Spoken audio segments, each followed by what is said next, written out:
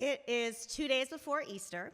I am 7 years old, and my mother and my older brother, who's 11, are arguing about how messy my brother's room is. Typical Friday night. And suddenly, my mother says something that is alarming and confusing to me. She tells my brother, "If you don't clean your room, then no Easter basket for you."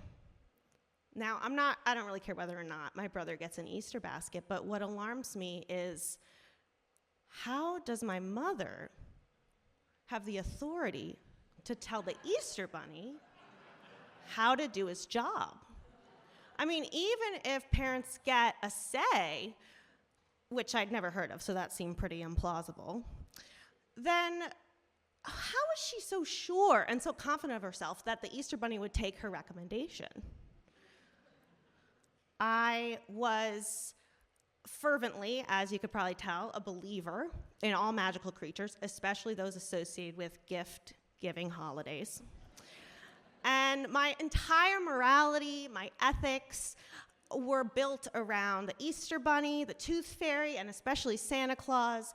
And even when somebody didn't see my good behavior, I was confident that some amalgam of these creatures in the sky were watching me, and I would be rewarded when the next holiday came. So I decide to test my mother, and I ask her, "There's no Easter Bunny, is there?" Now, I 100% believe there is an Easter Bunny. This is totally a trap. And I expect her to say, "Of course there is. Who gave you such a ridiculous idea that there wasn't an Easter Bunny?" That's not what happened. She said, "No, there isn't."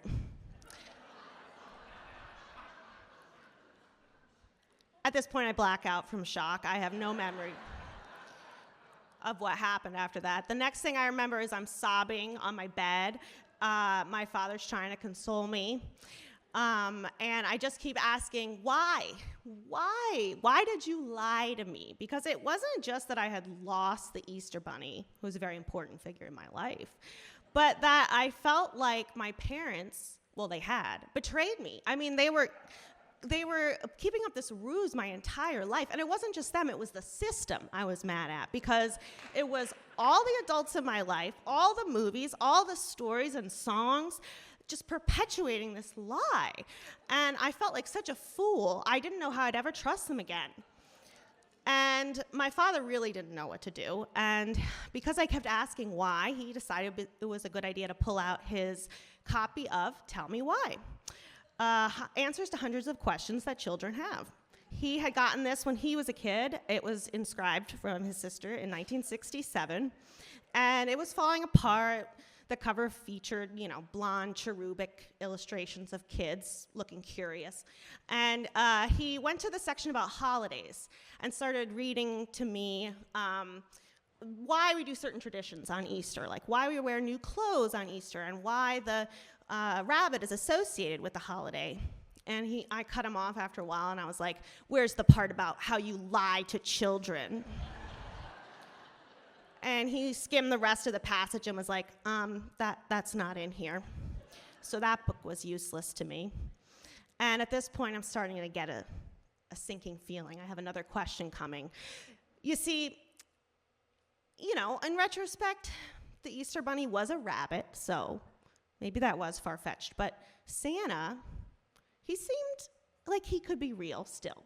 He had opposable thumbs and a commute. I mean, that was like a real job. And I asked my father, I braced myself, "What about Santa? Is Santa real?" And my father grimaces and he says, "No, Santa's not real either." Soon it turns out Tooth Fairy's not real. Just like that, Holy Trinity, gone. And I vow, I don't know how I'm going to live my life moving forward. I'm 7 years old. I believe in nothing. But I vow in that moment that if I ever have children, I will never lie to them about this and have them experience what I just experienced. And as I continued to grow up, people would say, oh, you might change your mind when you become a parent, and you don't know how you're going to feel, and you'll diminish the joy of Christmas for your children. Well, I have a 3-year-old now, and he is mad about Santa, wild about Santa.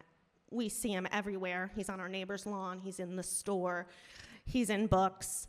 And I have always said, every time he brings him up, I try to match his enthusiasm, and I tell him, yes, but he is a character in a story, and he's not real.